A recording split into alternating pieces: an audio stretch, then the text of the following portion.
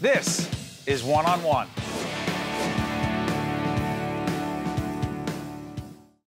We are pleased to welcome two very special guests. First, Mr. Bradley Ferguson, who is Prudential Spirit of Community National Honoree, and Mayor Erland Chau, who is the mayor of Northfield, New Jersey. Good to have you both with us. Thank you. Thank you. This Prudential Award, the Spirit of Community, is such an important award. We've worked a long time with Prudential, the Prudential Foundation. Tell folks about the organization that you are a part of. You started, it's called Post Crashers Helping Veterans, right? Mm-hmm. What is it? So there's a post right near my house, post 295. And after like the tragedy I saw of Charles Ingram III near the VA, right, who doused himself in gasoline and lit himself on fire, I wanted to help the veterans out because they were coming home from war and they weren't getting any recognition, and I felt that was completely wrong and they should be getting a lot more. So you decided to do this? Yes, I decided. Who motivated you? Other than that instance, I heard your dad was somehow connected to this. Yeah, my sister and my parents, they helped my sister with helping hungry people in our county, and she started helping 100, so it kind of runs in my family a little bit for volunteering.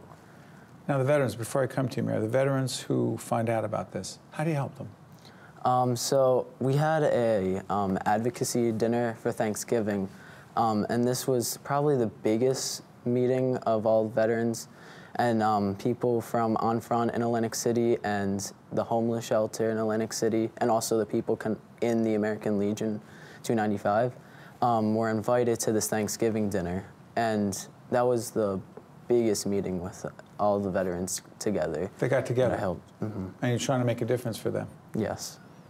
And you get acknowledged by the Prudential Spirit of Community. You're one of the national honorees. Yes, one of the 10. How do you know this young guy? Well, Steve, as I told you earlier, Brad and I go to the same high school, Mainland Regional High School. But let me clarify, he's a student and I'm a teacher. So I've known him throughout his career at Mainland Regional High School in Linwood for the past 2 years, and I know his family very well.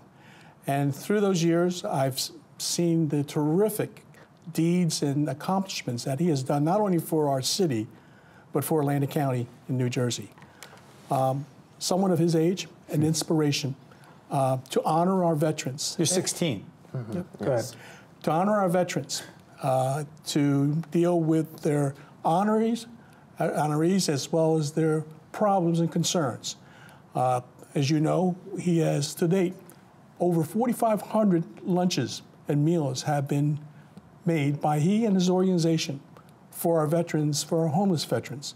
Outstanding accomplishment. And how do you get them to them? I deliver them to the by car. I just drive over to the homeless shelter in Atlantic City with the bags and. Who helps you? My dad drives them with me. We're looking at some pictures here. So let me ask you a question as we're looking at this, Mayor. What happens when Bradley does this and people know about it in your community? To what extent does it inspire others to try to make a difference? Well, I have made every effort to communicate not only to our community through the various media, through our newspapers, to showcase his accomplishments. Just most recently, we honored him as our Citizen of the Year. In the town? In our town, during the 4th of July parade. This is the youngest one that we've ever had. But it's also an inspiration to show that an individual of his age can do so much for our veterans and for the community and all the individuals that are homeless. Now, Bradley, you were selected from a field of more than 31,000 youth volunteers from across the country. And you get a gold medal. Let's take a look at it. We get that team. A gold medal, gold medallion, a crystal trophy for the school, and a $5,000 grant from the Prudential Foundation. You didn't do this to be recognized, but what does it mean to be recognized? Well, When I found out I won the state honoree, which you get a silver medallion and $1,000, I was completely shocked because to get that award is very low. Like, you probably have a better chance of winning the lottery or something.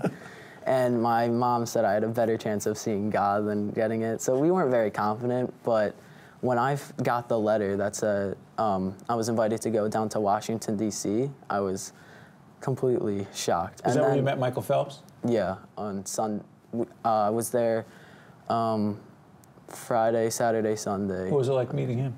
He has a few gold medals too, but go ahead. Yeah, just what was a it few. Like? Different, but yeah. Sometimes, I don't know, somehow I think yours is just a little more valuable right now. What was it like meeting him? Well, I was very nervous to meet Michael Phelps because I am like very fond of him. He's a very cool person and good at what he does and very dedicated, which helped like me. You? Yeah, it really helped me to stay dedicated. And he gave us a story that usually Olympic swimmers are trained 6 days a week, but he wanted to train 7 because the one day you miss, it takes 2 days to get back to where you were. So his whole story really motivated myself and probably everybody else in the room. To work harder. Mm-hmm. When can we vote for him for president? Oh, I'm all ready to put his name up.